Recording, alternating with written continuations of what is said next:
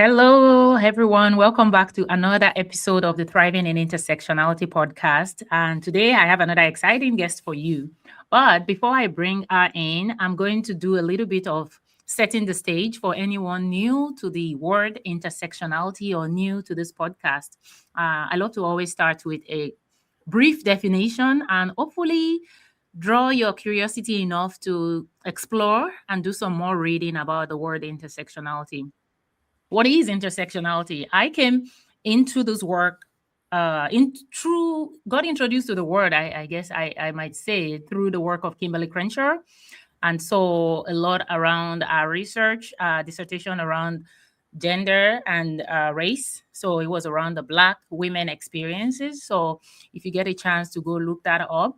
But here's a definition I would leave you with today. Intersectionality is a framework that recognizes how multiple aspects of identity, such as gender, race, ethnicity, immigration status, and class, among so many others, how they overlap and interact, creating very unique experiences of privilege or discrimination. It could be either that you can't understand by examining just one of these factors alone. And that's the groundwork, I would say, that started me on this path to this podcast and to my work with organizations is people are multi-layered. We are all coming into work, showing up to work, showing up in our businesses through multiple layers. And the goal is to showcase some of those layers on this conversation. So I'm glad to have my guest today, Oksana. And before I bring her up, I'm going to give you a brief bio about Oksana. Oksana is a chief people officer, a business owner, and a leadership advisor who has spent 20 plus years helping teams scale, survive chaos, and actually enjoy working together. Now, she's going to give some tips on how to do that. She blends strategy with psychology, candor with compassion, and believes culture is the only real competitive advantage. When she's not building high performing teams, she's challenging leaders to think bigger, speak up, and stop settling for mediocrity. And I am so excited to have Oksana here today and dive into some of the ways that she has navigated our own layered identity and how it shows up in the work she does today. Hi, Oksana. How are you doing today? I'm great. Thank you so much for having me, Lola. Pleasure to be here. Thank you for being here. All right, we are going to jump right in beyond the bio. And of course, if you're listening to these, we'll have a whole detailed bio in the show notes. So I love to tell people we're going behind the scenes. Behind all of the bios that you would see is getting to see how she got here. So can you introduce yourself a little more, right? When you think about the word intersectionality, what aspects of your identity have been most relevant in shaping your journey? So I'll let you share that with us a little more about who you are. Yeah, that's a fantastic question. Wow, how much time do we have? No, I'm just kidding. Yeah, I think important factors are that made me who I am is I'm an immigrant. I was born in Russia. I was born during the time when Russia was a communist country and part of the Soviet Union. I got a chance to live through the fall of communism and the fall of the USSR. My mom was able to come to the US when I was 10 years old, and right as all of that political instability was taking place, and the government literally told my mom that I was their collateral for her to leave, and then I was the collateral to make sure she came back. So the government did not let my mom take me with her. And this is the time that we did not have all the technology we do today and the modes of communication that we do today. So from 10 to 13, I lived with my grandparents, with my dad. I did not know how long it would be before I would see my mom. I didn't know if I was ever going to see my mom. And then at 13, she was able to finish getting her green card for her and for me, come back to Russia, finish all the paperwork, and bring me back to the US. So that is a big part of who I am, is that immigration story, and then having to adjust and figure out how to restart my life in a new country. My mom and her husband at the time did not really have an ability to relate or really help because they've never been a teenager in a different country. They didn't know how school operated, right? How you get your first job as a teenager. So all of that was really on me. I'm also a teen mom. I had my daughter at 19, the biggest, best oops of my entire life, and just the proudest accomplishment of my entire life. I got married at 19. I was already separated from my daughter's dad by the time I was 23. So I kind of did things a little bit backwards. I worked full time, went to school full time, and had a newborn baby at home. So I know what that's like as well, because I never wanted my daughter to have less than. And then again, I got to figure out how to be a single mom at 23, take care of my child, navigate divorce, navigate dating. Her dad was one of my first serious relationships ever. At the same time, as I was finishing my degree and then navigating my career. So I think again, right, I'm a hard worker, and I've seen quite a bit and experienced quite a bit in the workplace too, and judgments, preconceived notions, right, labels that we put on people that folks just assume that they know everything there is to know about you from very little information that they might have access to. Wow. Okay, we could write a whole book about each of those chapters of your journey. Talk about multi-layered. I think those are some heavy layers that you described, right? Teen parenting. I have a almost 10-year-old and an almost 13-year-old. And first, for me, as you were talking, that's what I was imagining is like they are at this age where they are very aware Mm-hmm. of what's going on. You know, when people move or they come here with their parents as little kids, sometimes you don't remember. Thank you so much for sharing that. Of course. Thank you for asking. And I would say another layer to add, I totally missed, very important, is then becoming, as I met my second husband, I became a stepmom, right? So him and I had to navigate because then we became a blended family, and then navigating again, becoming a blended family, and then having extra layers of complexity with having parents, other parents of our kids and their expanded families. So it's, I think, as you go through life, right, you continue getting all of these different layers of complexity that you just navigate and figure out. Yeah, absolutely. Yeah, the blended family journey is a different one. I mean, it's one you don't plan for, and when it happens, you just have to go with the flow. Right. I'm looking forward to hearing how you see all of these show up in your work. But let's talk about your I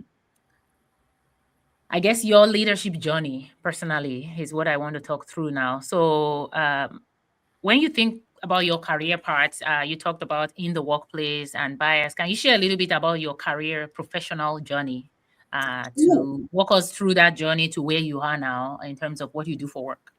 Absolutely. Honestly, I did not really know what I wanted to do when I grew up. My family always thought that I was either going to be a doctor or a professor, following the footsteps, right? Depending on if it was mom's side or dad's side. And I honestly didn't have an interest in either one. And then I had this wild idea that I'm like, I love to travel. What's the best way that I can travel all the time and make it part of my job? And I assumed that that was going into hospitality. Thankfully, before majoring in hospitality, I tried it for a month and a half, was not for me. So happy I tried it versus attempting college. And then in college, I decided to just go for a business management degree. And I was hoping that I was going to figure it out. And thankfully I did. I started working as an administrative assistant, ended up getting a job as an executive assistant supporting a director of HR. And I always, I guess, stood up for myself and spoke up. So a couple of weeks in, was not busy enough, let her know I needed additional work. And she took a chance on me. She started exposing me to HR practices, gave me some HR projects, had me shadow the team, and I loved everything about it. So a couple of months in, I was no longer her EA. I became more of an HR generalist and owned my own projects and had the ability to learn really fast. And I loved it so much that I decided to get my emphasis for my degree in HR as well. And that was one of the very big pivotal moments in my career, because not only when I had the degree, when I graduated, I had the degree, but I had the hands-on experience. So as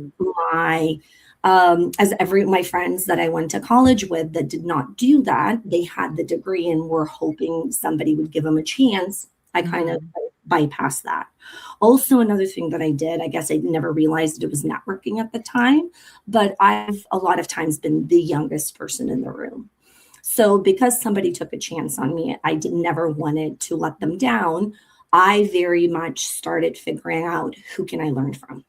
So I found local communities, local HR groups that I joined, so that way I can go and attend as many events, make as many friends as I could. So if I, or every time I was in a situation where I did not know what to do and I was presented with a new challenge, I had folks that I could reach out to that were further along on the journey that I was. And that, again, was another crucial part, beginning of my journey, that completely changed the trajectory of my career, because I always had that support system. I could always say, yes, I feel comfortable taking on that project, even know nothing about it, because I will learn as I go. And I have folks I can reach out to that can help guide me. And then it was always being kind of the first one to raise my hand, ask the questions, volunteer, not be afraid of doing something I've never done before, and always asking for help or guidance along the way. And that helped me reach the director level in my 20s, VP level in my 30s, and be able again to be in the executive part of the executive team in my 30s as well. And then also that same network started reaching out to see if I was available for project and consulting work. So I started taking projects here and there that never conflicted with my full-time commitments.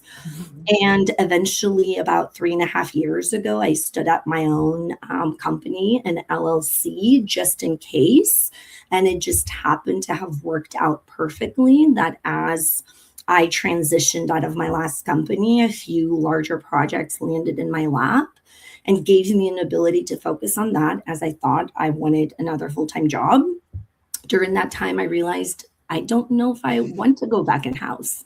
I'm having so much fun doing my own thing, being able to work with multiple companies, being able to make a bigger impact, not having to put my ideas, thoughts, and practices through the company's filter, and be able to also participate and meet incredible people like yourself through podcasts. I'm in the process of writing a couple of books. So I just really would want to urge folks to, instead of chasing what everybody else wants for them, to sit in that uncomfortable space and silence of being honest with themselves and figure out what makes them happy, what sparks joy, and what just gives them that excitement, right, with the work that they're doing. And then layer that in and be like, do they get that in the role in the company that they're with right now? And if not, can they get there? If not, right, where can they do? What can you do? Yeah, thank you so much for walking us through that. Also, well, I felt like you were sharing the stories, but the things that you were learning, and I think the uniqueness of your journey is also kind of what makes this inspiring, because as you said, a lot of things people think, for example, a lot of people talk about, should I go get a degree or should I go work? And sometimes it's not either or. What are the ways that I could get both at the same time? Like, grab those opportunities when they show up. So I love what you shared. Is like I ended up having my degree, but having my experience as well. So now I have both. And as an immigrant and within the immigrant community, I know a lot of times we see immigrants lean more towards just go get a bunch of degrees, no experience, right? And then some people kind of talk about, oh, degrees are not relevant anymore.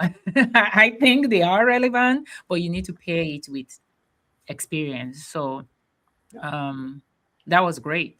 And then one of the things you shared that I also want to peel back a little more is how powerful it was to have somebody take a chance on you when you expressed interest, right? Maybe share a little more about that. Mentor, or I guess a manager who became a mentor, is how we would describe. Because I talk a lot about the role of managers, where it's not part of your job description to be a coach. There's a little bit of need for people that are in the positions of managing other people to be able to blend different roles. Yeah. You I Can you think share? here, yeah, no, and thank you for asking that. I think here's the thing. None of us got to where we are without somebody giving us a chance. Mm. So every single one of us, if again we're honest with ourselves and reflect back, we are here because other people right opened the door for us, Mhm. brought up our names, spoke about us in rooms that we haven't been in. So I also think that it is absolutely our responsibility to return the favor and do the exact same thing for others. But again, other people have to step up, right? Volunteer, also be very clear on what is it that they're interested in. What Right. does growth and development look like for them? What is their definition? What are the things and skills that they think that they want to attain? And Right. have that two-way conversation with the person that they report to. It's not, so let's say, Lola, if you were my manager, it's not your job to figure out what I want to do when I grow up. It's mine.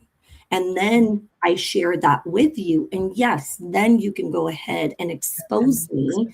to projects, people, right? Individuals, again, potentially conferences, networks, where I can get that exposure and skills in the areas that I think I'm interested in, and kind Mhm. of try before I buy. So I think another thing we need to do a better job in is expose people to opportunities for an extended Right. period of time to give them a true taste of what that Mhm. different step and that different role looks like, and make it absolutely safe for them to self-select in or out, because not everybody wants to be a manager, and I would say not everybody Right. should be a manager. But I think a lot of folks get lost in, well, the only way for me to make more money, the only way for me to make a better bonus, or right to be noticed and things like that, is to lead a team. And Right. that's why a lot of people go that route. So we need to create different opportunities for both those that are meant to lead as a people leader and those that are meant to lead as an individual contributor, and make it okay for people to self-select out and take a different path.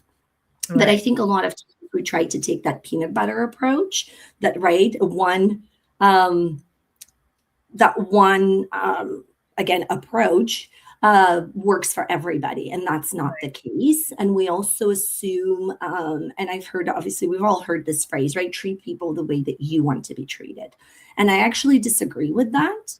I think we need to treat people the way they You want to want be to be treated. treated, and the Right. way that they want and need to be treated in that specific moment in their life. Because Right. if you have, let's say, two moms on your team, I think it's an absolute miss if you assume that their needs are the same. One can be a single mother, one can be a career mom. And I'm not saying a single mom cannot be a career mom, but you need to get to know each person, their Right. needs, and what environment works for them, and then as a leader create that for them to Mhm. unleash their potential and their performance. The same way as I think we should stop chasing and managing performance. There's nothing to manage. Let's unleash it, let's ignite it, let's again give you the tools and the space and right the ability to do your best work. And then as a leader, it's my job to remove the obstacles that get in your way, and then just Like you watch do. you shine.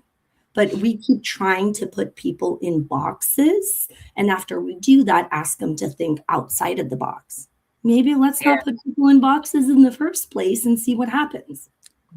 Exactly. Oh my gosh. I love a lot of what you're saying around the two extremes, right? We have managers, the ones that think they know everything about what's good for you to get you to the next level and tell you everything. And then there are the ones that are very hands off. But to your point, there's a middle ground that really involves listening to that person. Because, yes, they need tools, and sometimes they just need barriers removed. But if you don't listen, how would you know what this person need and be able to provide the kind of support that they need? So thank you so much for sharing that, because I think you did learn a lot on your own part as well. First is finding the right person, but also is you knowing what it is you want to do, what you're looking for, and then the manager was able to support you in the way you needed for that season. So you do a lot of consulting for companies right now, and so I wanted to ask more specifically around that. We're in 2026. The world of work is changing. It's like a global world of work. There's so much that is not the same as it was 10, 20 years ago, right? I mean, even 5 years ago. And so I want to tap into your expertise from that perspective just a little bit for job.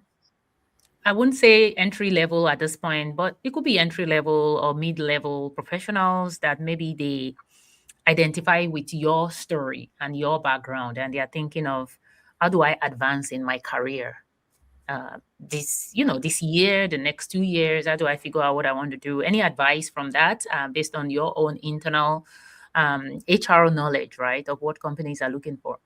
Yeah. I would say, well, we can talk about again, right, how actually a lot needs to change about the workplace, but we can spend Mhm. probably hours or days on that topic. If anybody, again, wants to advance, I think the biggest mistake that I see is somebody focuses on the amount of time that they've been with the company or in the role. And it's not, to me, right, the amount of time that you in somewhere, it what have you Mhm. done with it? What is the value that you bring Right, to right. your Mhm. team and to the organization? Do you understand the business? How does again what you do tie in and either again help the business or reduce their exposure or again, right, save money, improve efficiencies, things like that. So you need to be able to tie your role and your contributions in that role again back to the business. So I Mhm. would encourage everyone, which also that means, and I think everyone needs to know that regardless of your level, is you need to understand the business. You need to understand how the company makes money. It's not just your function, but how do you fit not only into your department, Yeah. into the respective function Overall. of the Right. organization, but in the overall company. And Right. then have the conversations again with your leader that are very much two-way, right? Mhm. So you can continue talking about, right, and understand the impact that you have. And that would be, again, a different conversation because it's about your value on the team or the gap that the team would have if you were no longer there. Also, I think it's very important for folks to be, again, right, to build that Mhm. trust both ways. So I'm not saying it's only on the employee, but don't sit and wait for somebody, right, to recognize you or to notice you, kind Recognize of it. be your Right. own biggest champion as well. I think we need to lean in and be comfortable being uncomfortable. And what I mean by that is make it a regular practice that right after you finish partnering with somebody on a project, solicit insights on how you did.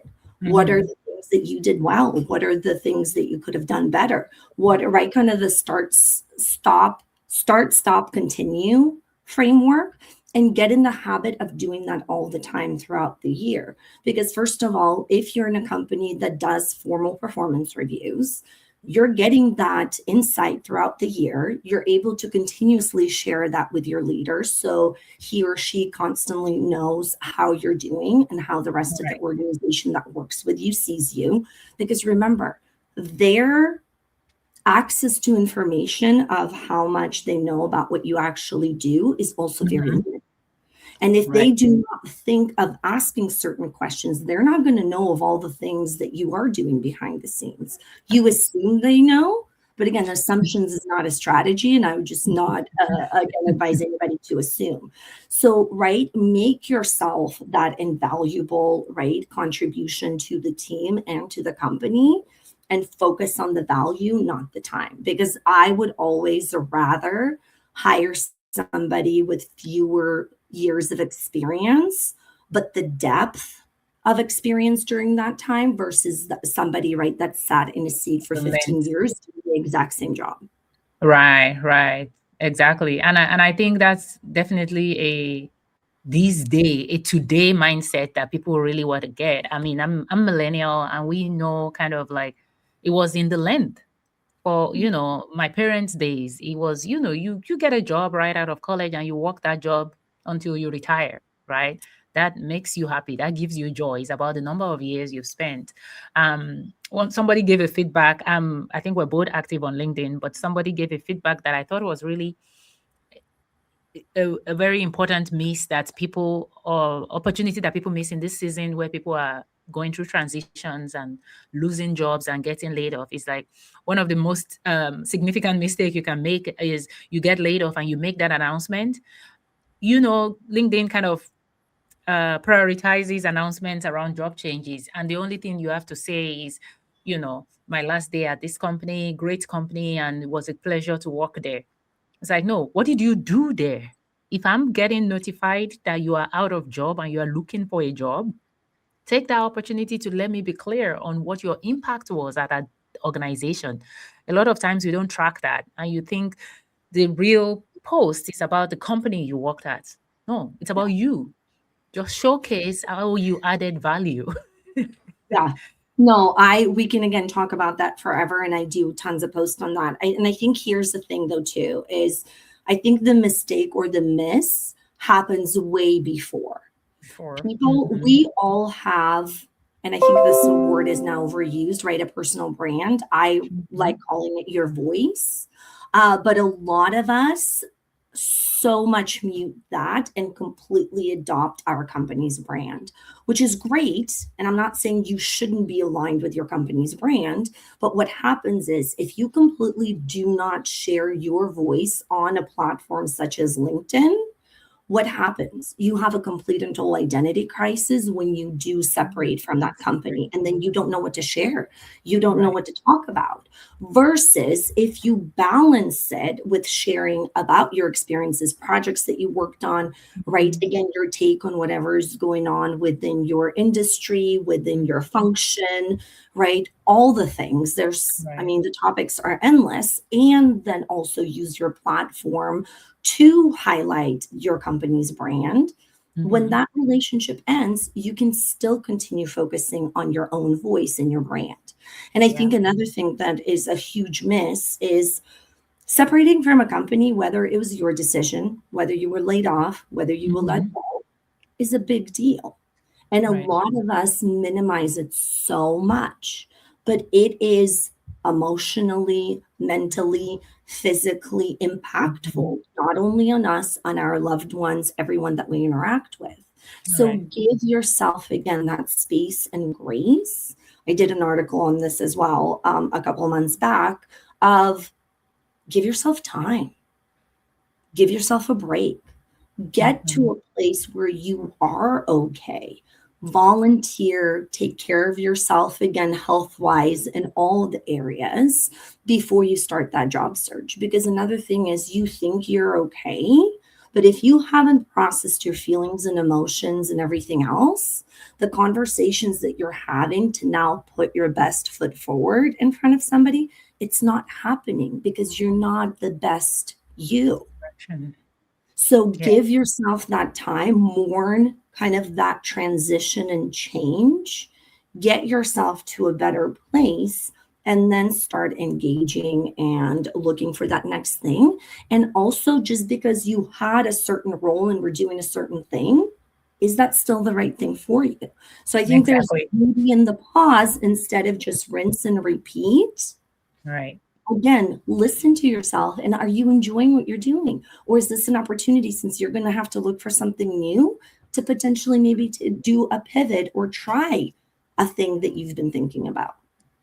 Yeah, absolutely. Well, if you're listening, you probably already know that Oksana is somebody you want to follow because there's so many topics and layers that we could take this. But I will, in the show notes, you'll have a LinkedIn profile so that you can follow along and grab some of these articles that she mentioned. But I want to bring it back to you as we start to wrap up here. You shared a little bit about your transition, your career journey. I feel like you touched on mentoring. You talked about being mentored. You talked about mentoring others. You talked about networking, which is another topic we didn't get to dive into today. But um, I guess my question for you will be: is there something that you, looking back now, that you wish you had known earlier in your career? Oh, that's a great question. That's a really good question. Honestly, somebody asked me if I had a magic wand, if I would change anything. And I originally gave an answer and said yes. And I think I came up with whatever that answer was. And that question stuck with me and I could not get it out of my head. And the very first video I ever did of me on LinkedIn was on that topic.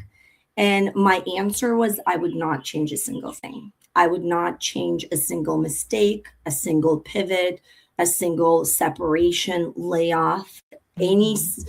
many of times that I have fallen on my face. None of that, because that's what made me me. Mm. That's what gave me the experience that I have. And that's what helped me get to where I am today. And we've all, right, there's tons of movies where we know you make one little tweak and, right, the ripple effect that happens. And I'm very happy with where I am right now, that I would Mhm. never want it to be something different. And again, it's up to all of us to continue reiterating our story, continue again being very honest with ourselves on what it is that we want to do when we Mhm. grow up and making that happen. So my story and my journey continues. So that would be my answer. I love it. And you know what you reminded me of now? You reminded me of my 5 years in undergraduate in Nigeria.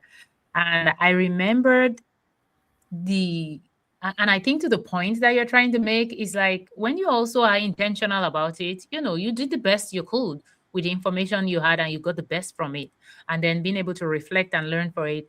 I remember being in college and enjoying being my first year of college. And then the second year, there was always something I latched onto something special about each year Mhm. so that each experience was unique. Like it wasn't about, oh, I'm no more the fresher or I'm now in my final. Every year in between, I was like, okay, what's so special about this year? This is such a great second year. I have all the information now, or I'm excited to discover new things, to get into my core programs. And I think there's a lot of learning we can get that we can erase it, we can undo it. As you said, it's a ripple effect, right? So I would love to see that video of you talking about that because I like that take. Every single piece of mistake, job change, transition, choices that we make um, put us exactly where we are now. It's our journey, Yeah. right? And again, we learn more through those tough times than we do Mhm. through the great times. Yeah. And yeah, it's what makes us us. And I love what you just shared too. And thank you for sharing that because, again, right, the phrase I hear all the time is you live once. Well, you can live once or you can choose to live every single day. And the coulda, shoulda game, and I played it, trust me, myself, many a times, is we're then wasting that precious time focusing on something that we can't do anything about. And it Mhm. just helps us start to spiral and not Mhm. in a good way versus taking that we can revisit. There's Right. absolutely right opportunity to go and find the learnings and do reflection on that, but I would rather take the majority of that time and invest it into things that have not happened yet because you Mhm. still are able, right, To to control that. impact your destiny and Yeah. what takes place in the future. Yeah. I love that. So, talking about the work you do now, well, first, a little more detail in the work you do now. And then I guess my question will be when you think about some of those lessons that you learned in the earlier part of your journey or through the layers of your life, right? Through your your journey through that immigration season, through your journey through parenting at a very young age, navigating the separation. When you think about the work you're doing now, how do you think your lived layered identity, how do you think it shapes up in the way you do your work right now in your Yeah. business, in your role? Another fantastic question. I think it actually has everything to do with the work I'm doing right now because I'm very focused on, again, partnering with companies that do want to make their talent, and by talent, I mean, again, their people People. and their culture be the competitive advantage. What you do and the products that you have can easily be replicated, duplicated, and made better. And all the information pretty much is available online. But how you make your people feel, that's the magic. And that is very difficult to duplicate, replicate, or fake. So I think also AI is going to make work more human, and the ability again to interact with one another, to build those relationships, to really lean into teamwork and create environments and experiences that are worthy of the talent. That's my passion. I think again the peanut butter approach never worked. We absolutely do need to treat every individual as the beautiful, unique, messy person that each one of us are, and align them with roles where they can, again, we can unleash their potential and their, magic superpowers. And that's where I love partnering with, again, founders, CEOs that want that to be part of the DNA and want to build those companies where, again, right, you don't have an issue with retention. You never really even have to focus on that. You don't have an issue with attracting the right type of talent that wants to work in that type of environment. And that, again, can be unstoppable. I've been in companies where, again, that was our competitive advantage. And those were some of my best times. And again, when you create the space where everyone can be the best them, you can't ask for more. I love it. Thank you. I think that's kind of a great way to wrap up the conversation about your work and your identity. Thank you so much for sharing your story, your journey. Really great insights and experience from each stage of your journey, and for the work you're doing now. Partnering with organizations. I'm super passionate about inclusive workplaces and how leaders can do better. And I think knowing that people, like these are doing the work and partnering with organizations, always a thing of joy. All right. I have a final question that I like to throw at my audience. So we end on maybe a little lighter note, something more fun. So, if you were to share a dish, and I say dish, it could be a snack, it could be a fruit. If you were to consume something with your coworkers or leadership team, what would you pick, and why did you pick what you picked? Ooh, great question. And that's a tough one for me to answer because I love to cook and I love to bake. And I'm a foodie. So again, my husband's favorite thing to do is when we go to a restaurant and find a dish that we like, he's like, hey, can you replicate this at home? And then I usually try and do. So I, again, would want to find out whoever it is that I would be sharing the dish with, right? Are they salty? Are they right sweet, savory? Are they more right like a main course type of a person? Are they a dessert person? If I go back to my roots and somebody wanted more of a cultural experience, I probably would pick the Russian soup borscht. It's a beet soup, again, just comfort food. My daughter loves it. If it's more maybe a dessert, I make a mean 3-layer carrot cake with with like a butter frosting, homemade, which is delicious. Just made it this weekend.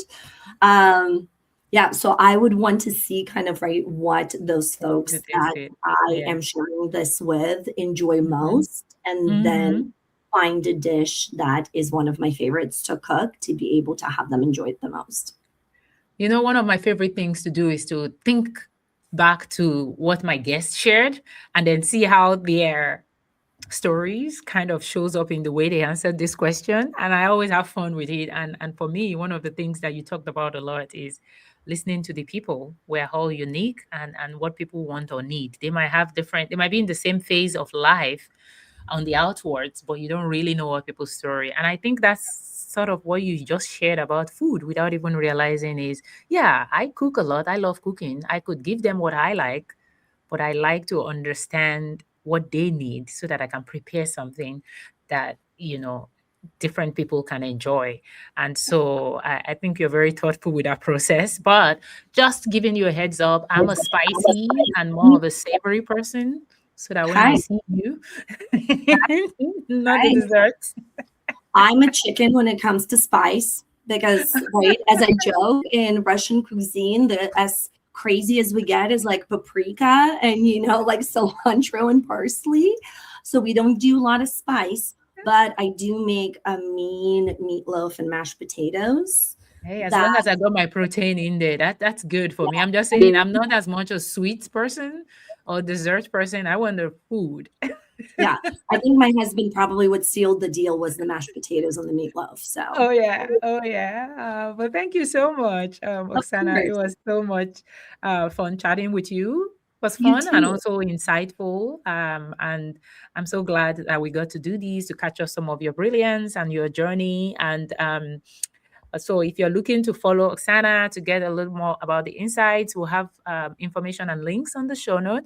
But follow her on LinkedIn. The LinkedIn link will be there as well. And that will be the easiest way to kind of follow along with some of the work that she's putting out there to support professionals in the world of work. So thank you, Oksana, for being here. And thank you for listening to our episode today, everyone. Please rate, review, like, share, and let us know what you think. Yeah, absolute pleasure. Thank you, Lola.